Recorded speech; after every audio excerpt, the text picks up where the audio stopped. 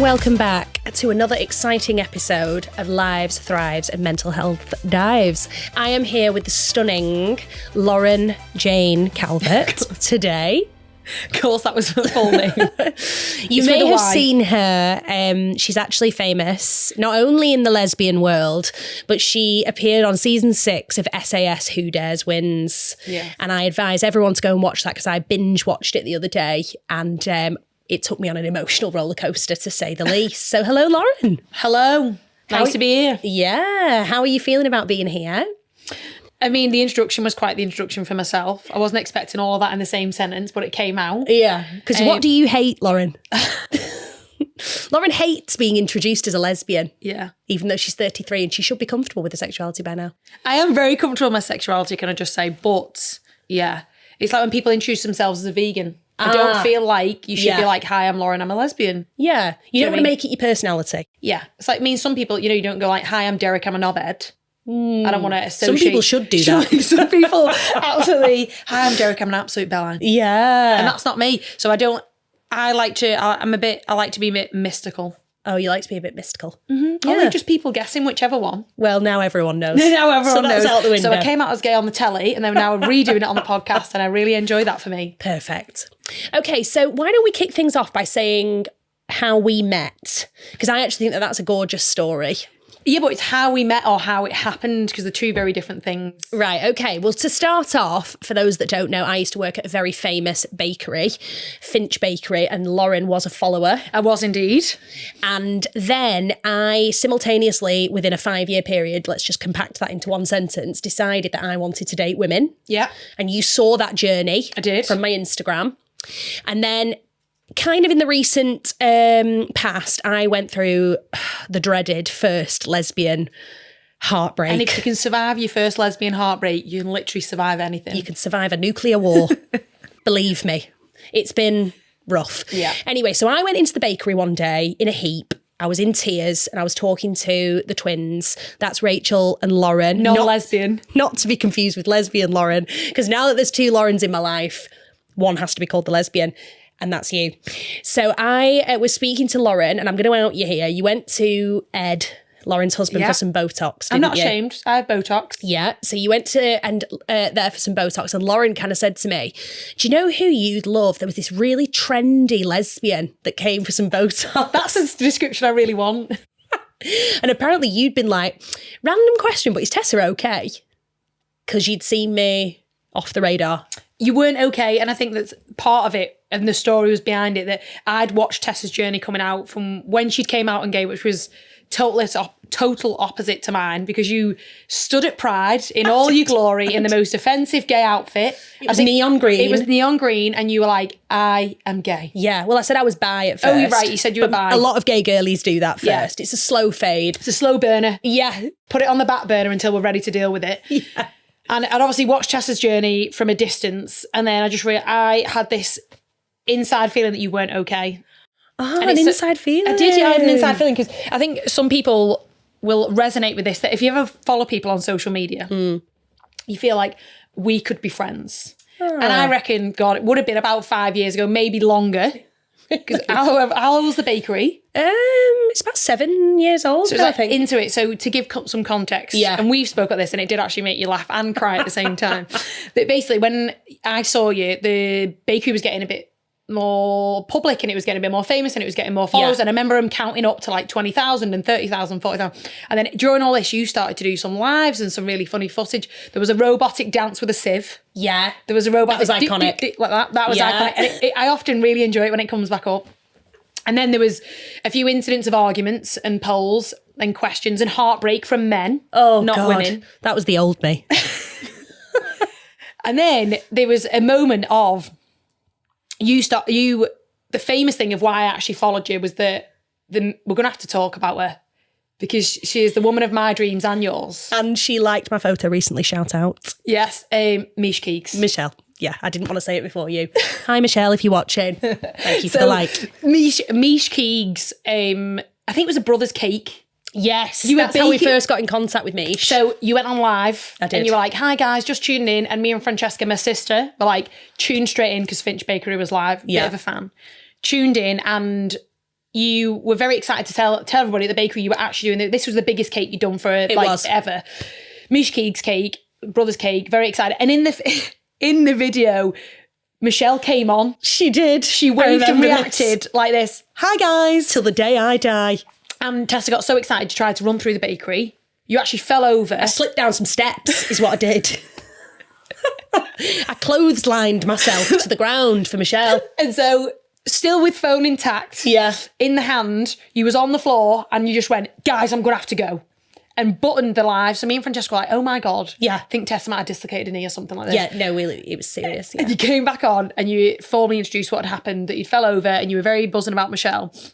And since that moment, I just invested in your life and how funny you were and your character. And she's laughing now. Because honestly, some of the videos that I've seen, they're a lot. Yes, so we went slightly off piece there, but yeah, so this was the backstory to Lauren following me, knowing who I was. So that's why she'd asked if I was okay. Yeah. That's how she knew that there was something wrong. So I'd manifested us being friends. I know, which is actually stunning. She has said that to me before. She's been like, I manifested being your friend. And I'm like, what a gorgeous notion. I just knew that we'd get on. And now look at us. And now you're gay, so we can get on. Sorry, yes, because straight people are an absolute no-go now. No, it was just more that it would be weird if I contacted you otherwise, whereas there was like a common ground to go, Well, that was what I said in my first, I've missed out a bit of the story. So Lauren was like, yeah, you'd really love this trendy lesbian. Yeah. And this is regular Lauren, not lesbo Lauren. And I was like, why? What's so good about it? And she was like, so she was telling me about the different types of lesbian. Yeah. And I was like, oh, you mean like masc and femme? And she was like, no, prem. And I said, what's prem? And she said, apparently there's like a Premier League of lesbians. Yeah. And then below that is Championship. And then below that's League One. And then there's the Coca-Cola League lesbians. And I was like, oh, right, I wonder what I'm in.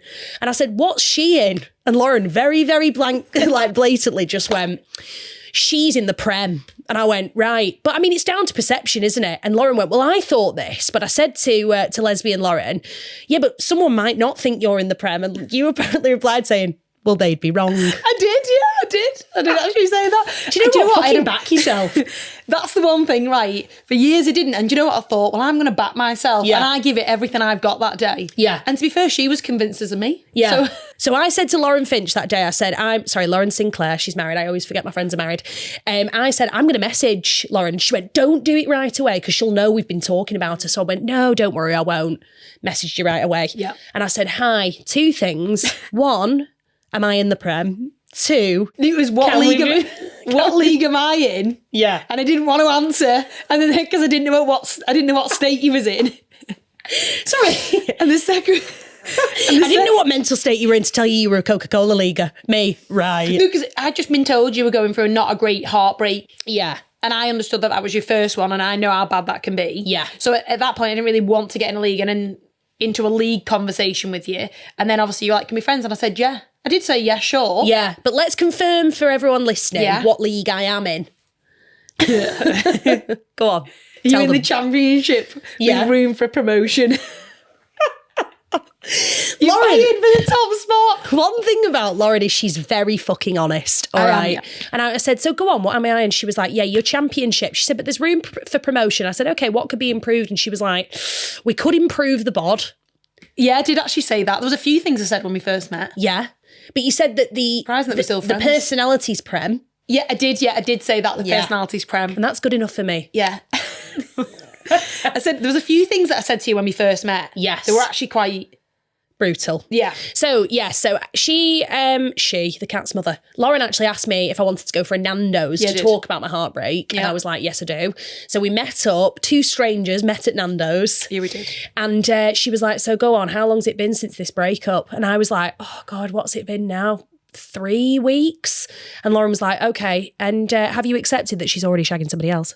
And I was like, when you say it out loud, it sounds so bad. But you know the lesbian world.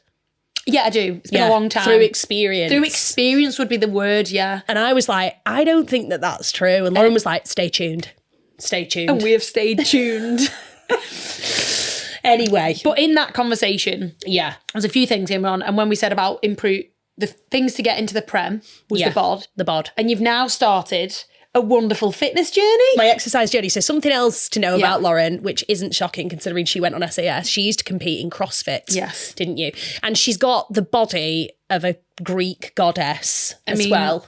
I appreciate that compliment. Thank you very much. I mean, I'm the biggest fan of your abs, as you know. Literally. Yeah.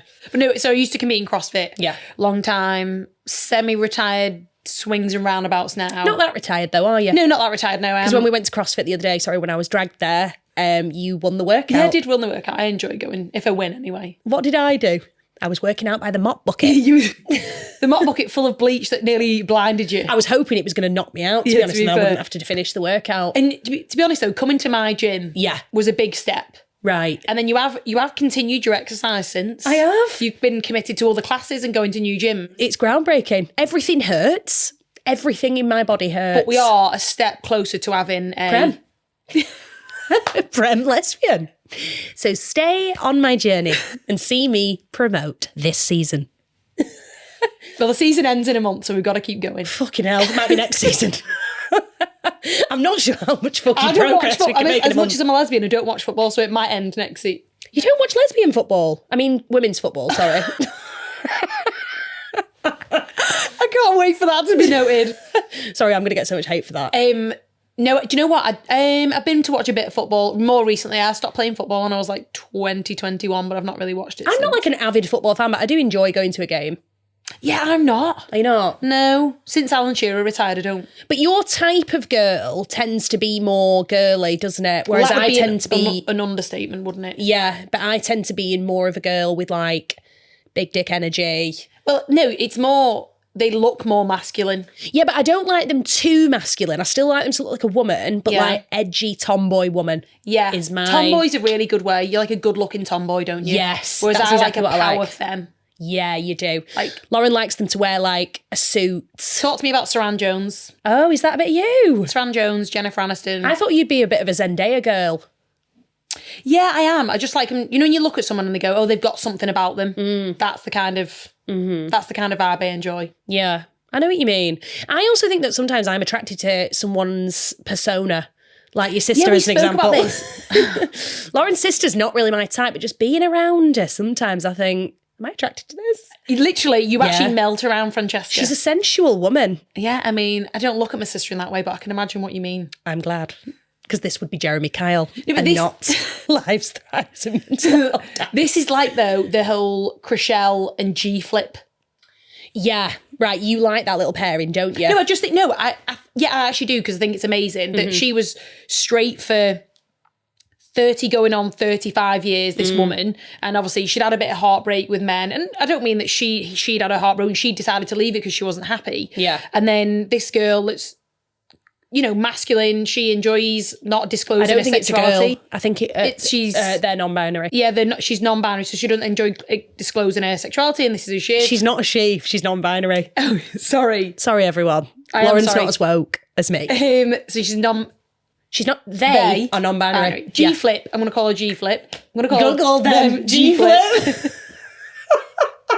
So G-Flip. Right. She met her, and then what Chriselle realised, is that how you say her name? Chriselle, yeah. Realised that it wasn't about being with a man, it was about she enjoyed a masculine energy. Yeah. So it didn't need to necessarily be a man. And I can relate to that. Yeah, and this woman met all of her needs that she wanted, and she fell in love, and she felt strong enough that she was able to come out and be who she wanted to be, and it didn't have to be an issue or a conversation. So I enjoy that. Yeah, I do. And I actually think that a lot of women that I know anyway, even ones that are in hetero relationships, feel that same way. Yeah. Like, they're like, is it not too like girly when you're with a girl? And I'm like, no, it's not. I think part of it is as well, over the years, and especially when I came out like such a long time ago, there wasn't really role models that you could be like, oh, I look like that. There was very much a stereotype around lesbians and not just, I say lesbians, but women that wanted to be with women. Yeah. Like, I know people call it that.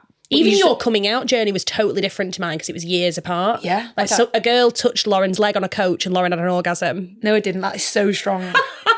You had a boyfriend at the time. I had a boyfriend, and I joined a girls' football team. Says it all, doesn't it? Do you know what it was? I'm from... You just said you don't like football. I know, but I played football. I just told you I stopped playing when I was like 20, 21. Right. From a knee injury. Right.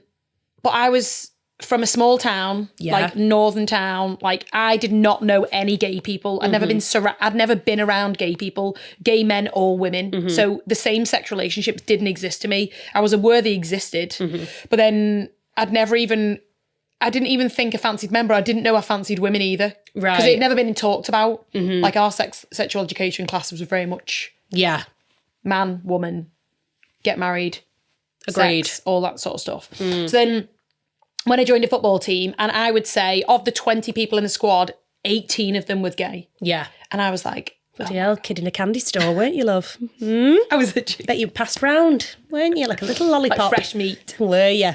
And so I joined the team, and do you know what? It was such an environment where it just felt comfortable. Yeah. I didn't realise you found your people. Yeah, I found my people. Yeah. Found my people, and I didn't realise I'd be comfortable. And at first I was a bit like, they're lesbians. And then all of a sudden I was like, oh my God. I wonder if people think that about us. I think people might think that about that's what I have a fear. Right. Of. I don't have a fear at all. I mean, I love nothing more actually now than when like guys are being like fucking slimy and random around me and they're like, anyway, have you got a fella? And I'm like, no, I shag women. Bye. Love doing that I've to used men. a few one-liners. Have you? Yeah. To get to straight men. Good. Do you know what I mean? Put them back in their place. Yeah, that's some all offensive ones at that as well. That doesn't surprise me at all. No, because it's when they go, prove it, and I'm like... Oh, and they want you to neck off with a woman for male gratification. The word neck off, you know how I feel about that word. Well, what's wrong with necking off? You are necking off. But when boys want you to neck off with a woman for their gratification as well, not for me. Gross. No. Yeah, no. I do it for my own, but not theirs. But no, going back to that, when I came out of, when I was at the football team, I literally I found my people would be the word. And the person that I didn't come out for them, I just decided that this was something, who I am. So I had a boyfriend, so I was also dealing with that. From that conversation, I had to go, I don't know, somebody just said, it was like an enlightened moment of, oh my God, this is who I am. These are who I feel comfortable with. I didn't know what the journey entailed. I just knew that I couldn't live life not being with women. Yeah. That's literally what I decided. At 17, I was a baby. And so, you know, you think you're the Don at 17. Yeah, you're really grown and you're in college and I don't have to wear a school uniform. And then all of a sudden, I'm in my college clothes and I'm the boss. But that's how I feel about you and I. You're like my lesbian mentor. My guiding light. I feel like we've had a lot of conversations. We have. Yeah. And I feel like I found my people. Oh, that's such a beautiful thing. That's Look stunning, at you. isn't it? That is, I mean, to be, and I said, didn't I, that I wanted to I spent a lot of time in the last couple of years. Yeah. I don't mean that in an offensive way, but I spent it with a lot of straight people. Yeah. Because of my way of the world's working, and I actively wanted to spend more time with gay people. So it came about at a really natural time for us that we've now found our people. We have. It's a cute thing. I enjoy it. So, stunning resolution to that part of the conversation. I now want to move on to SAS. Right, okay. I want to know everything what it was like. Yep. What was the best and worst part of that? Do you know what? I'll start with the worst. Right. The worst part of SAS was it's in Scotland. It's in freezing. Yeah, it's like October, so it's like minus 200 degrees or something like that. That was dramatic, but it was that cold. Right. And so the tasks and everything, they're like, and you're running like 16 to 20 kilometres a day that you don't see, obviously, on the telly. You just see snippets of the show and everything. And the worst part of my day was every day you had to get up at 5 a.m. when it's, you're sleeping in a pig shed, by the way, a pig shed. Pig shed. On a piece of tar. On a piece of tar that if you move it goes like that. And you don't get up in case it flips on the side. So you're like trying to shimmy yourself off it. So getting up in the morning and you have to get in, you have a dry room that basically was just a big lie because it didn't dry anything. Does it sting? It just didn't dry anything. It was like an old pig shed where you put your wet clothes to hang up. Right. I swear to God, when we lit the fire, they'd go in and blow it out when we went to sleep. Because it was just like, no ever dry clothes. So imagine being really warm in your little, in your pig blanket at night. And your sleeping bag, you're getting up and you've got to go at 5 a.m, you get screamed at. Like, it's not like, oh, wake up, guys. It's literally screamed at. You jump out of bed. You've got to get ready in bloody 10 minutes. Yeah. And it's wet and cold. Yeah. One thing you did tell me, though, is that you went, one thing was my arse did look good in the cargos. It did. My arse. That was the one thing that... So, if you want to watch it for nothing else... Watch it for Lauren's arse. My arse was in there. It really did. It was the way the belt sat on it. It really did it for me. I think that's a lesbian vibe. You know, like women in like cargos. In like, I like a bit of that. Yeah, I mean, I'm in a cargo now, but they're not what I was wearing the other day. That's not what I meant. And stop trying to flirt with me.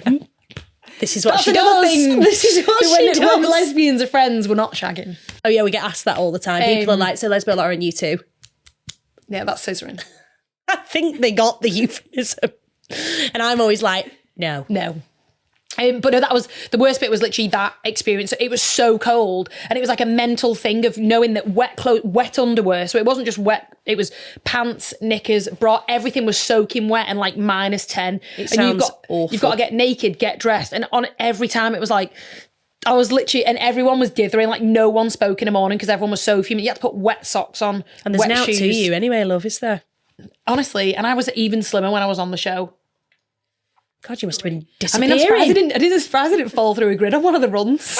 And so I literally, that was probably the worst. That was the worst part of the show because that was consistent. Being cold all the time. So for the 11 days that I was in there, that one experience had to happen every day. And the instructors were shocked that you dropped out in the end, but you told me you dropped out because you were cold. Yeah, I was freezing. You had hypothermia. Yeah. Yeah.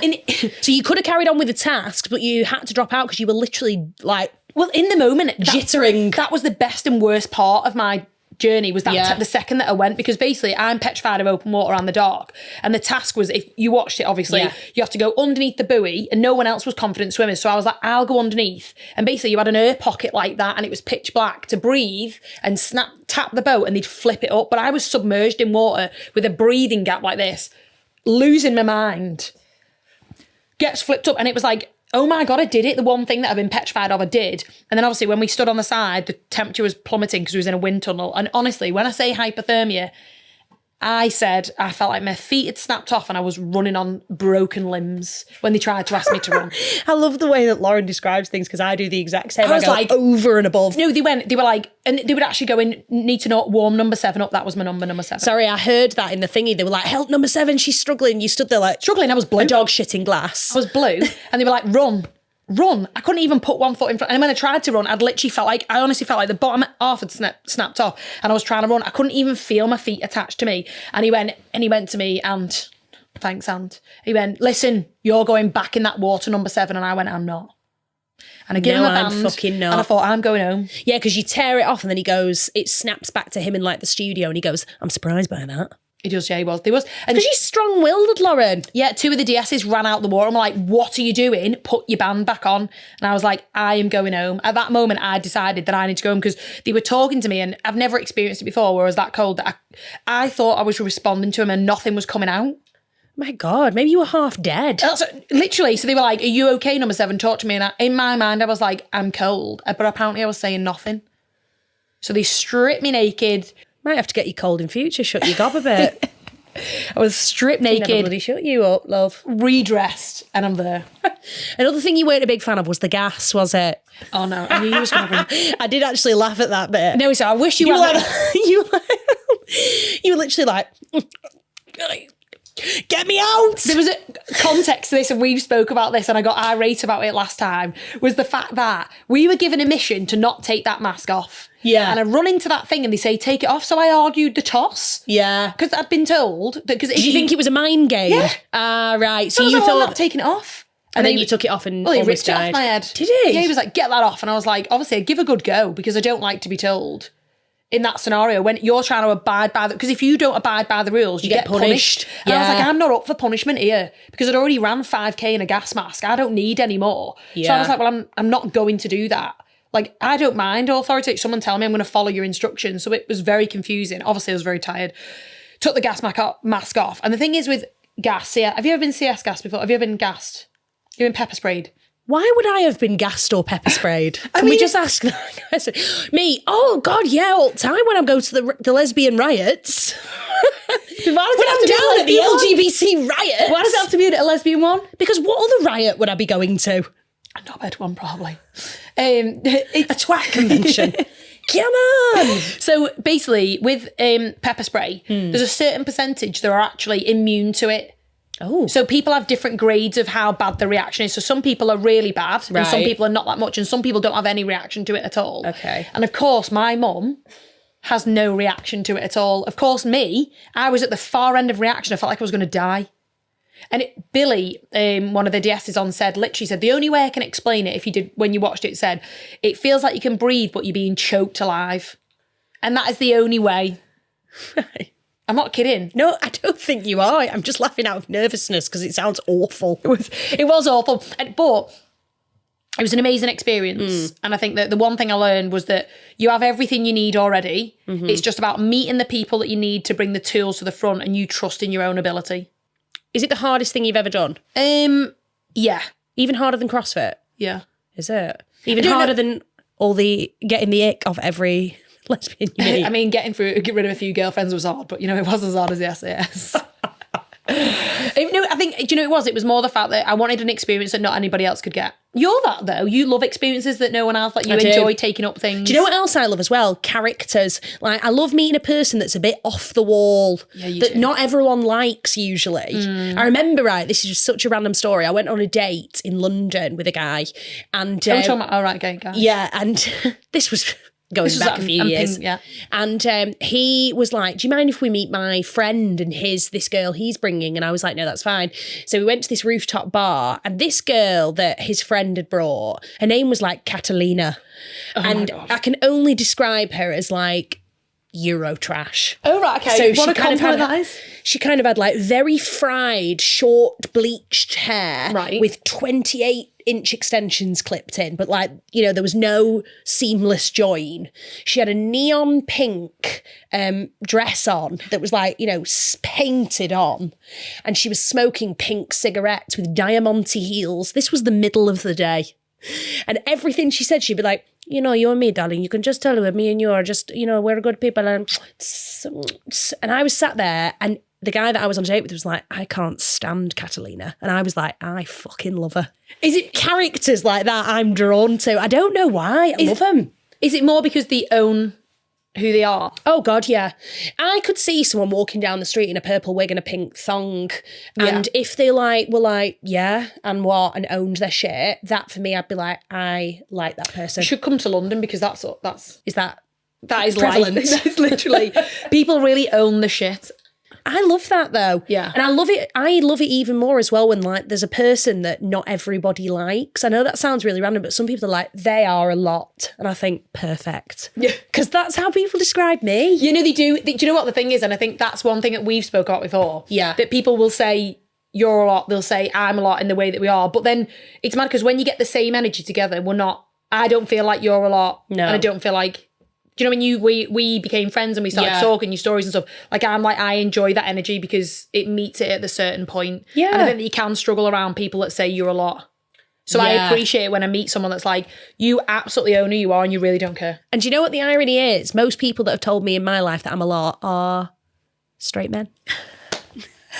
I love that. Yeah. But did you give them a middle finger? Well, it's funny because I read a meme years ago that was like, has anybody ever noticed the correlation between funny women being lesbians? And then they were like, let me list some. Ellen DeGeneres, Rosie O'Donnell, like blah, blah, blah. Yeah. And I used to read it and think like, I'm funny and I'm not a lesbian. Was you the anomaly? I was the one that broke the mould. Turns out the mould wasn't broken and the closet was glass. I think that's the thing. I think that I used to go to sleepovers as a child and like neck off with my friends, but not in a funny way. And now I think, well, that's not. It makes sense. I mean, that's something. I think that when you a lesbians being funny is a thing.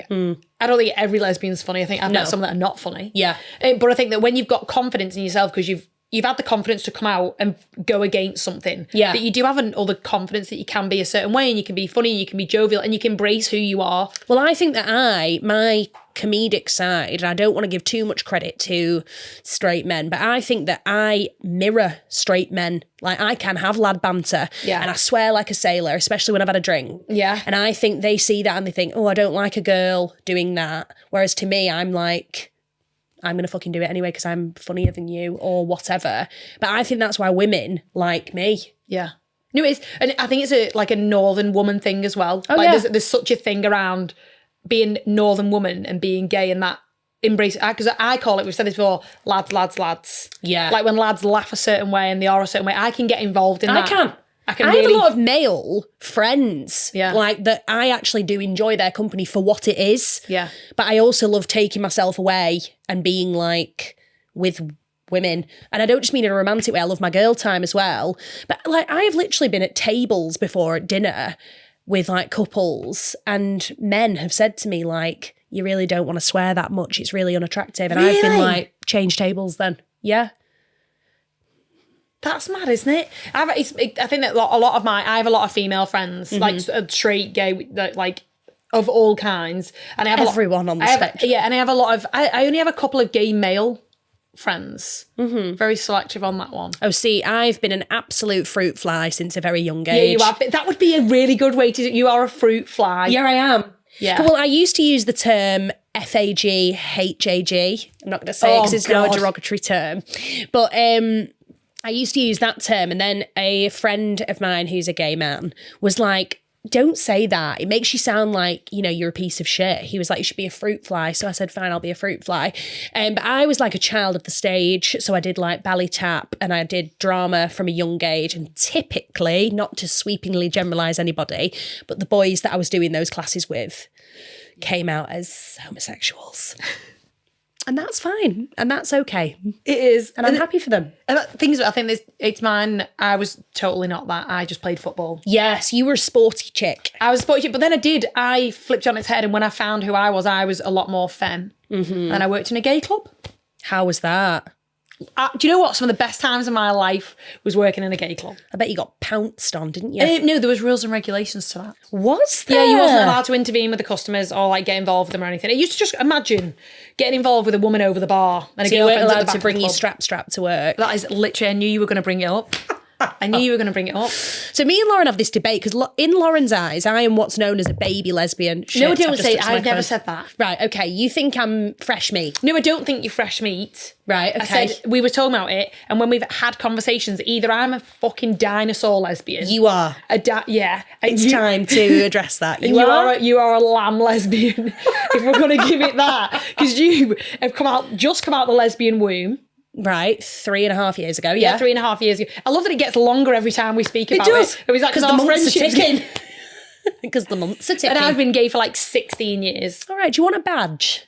I'll get you one. I feel like I should. Every 10 years. Yeah, but Lauren can't stand pop culture jargon. No. So when I'm like, oh, so do you like, you know, use a strap? This is a conversation that me and Lauren have had, of course. And she's like, don't ever call it that. And I'm like, what's it called? And she's like, a strap on. And I'm like, I don't say it like that. You're so dramatic. Yeah, you add it on with it. I was like, you just don't say that to people. Oh, I would never say that to someone. So if someone said to you, like, should we use the strap tonight? I would never engage in that conversation. I wouldn't even get to the point of getting to that. So for somebody to say that to me, if they were going to say it like that. Right. Well, you need to stay in your little dinosaur realm then. It's not because you're... with all the people. The way of the wording has obviously changed since I came out. Right. And you're... It's trying to move with the times, don't you think? Yeah. Yeah, I'll just go and date a 25-year-old and get with the times. Yeah. No, thank you. 30 and over. Is it? Yeah. 30 and over is your limit? Yeah, I think so, yeah. We actually went out in the gay village not so long ago. Yeah, we did, yeah. And it was a vibe. Do you know what? I'm laughing because it absolutely was a vibe, wasn't it? It was so fun. A few fruity people came over and spoke to me. They did. I wasn't surprised though because you looked like a schnick that night. You did. Oh, and the arms were out, weren't they? And in the world, that's like power. Yeah, in the lesbo world, that is a big move. A bit power, yeah. We did have that. The playlist in the gay village always just makes me howl. Like it's a roller coaster. Alexandra Burke. Where else do you hear that? The bad boys are always catching, and I'm there like ooh wait, ooh ah. Into Sean Paul, back into Lady I'm Gaga. gonna be drunk, but at least I'm alive. And we flourished. To be fair, yeah, we did. I was flourishing until my feet started to stick to the floor. I didn't mind that. And then I couldn't do my two-step, so I was like, you couldn't do your little two-step. I was sponging off the floor, and then there was the drag queen that jumped in our friend's face. So one of our friends was out with us, and she wasn't in the best of moods, was she? No, she was in a bit of a monk, weren't she? Was in yeah. What's that mean? Like you've got a monk on, like. Oh right. Oh, she did have one of them on. She had one of them on. So she had a monk on, and this. You love my phrases, don't and this you? Beautiful drag queen dressed as Britney Spears thought, she's got a monk on, I'm going to sort her out. And I remember this drag queen was going boom, boom, and she went boo to our friend. And our friend's reaction, I don't even think she flinched. No, she was stone cold, wasn't she? A bit like her behaviour that night, wasn't it? She'll be listening to this. We still love you. We still love you. We still do love you, but you had a monk on. Yes, you did. And the drag queen saw you. Right, so to wrap this up for this evening, is there anything else that you feel like the people should know about you, Lauren? Or are you happy with the image that you've given them? What's the image that I've given them? You don't like being a lesbian. I love being a lesbian. Oh my God. Let's clear that one up. You're a corporate lesbian. I am dressed. I've been to work today. Okay, she is employed. I am employed. That's a bonus. Are you single? For anyone watching? I don't ever disclose this information. Okay. She is. I love being a lesbian. Okay. I do love being a lesbian, and I just said I just don't correct people if they say I'm not one. Okay. But you do.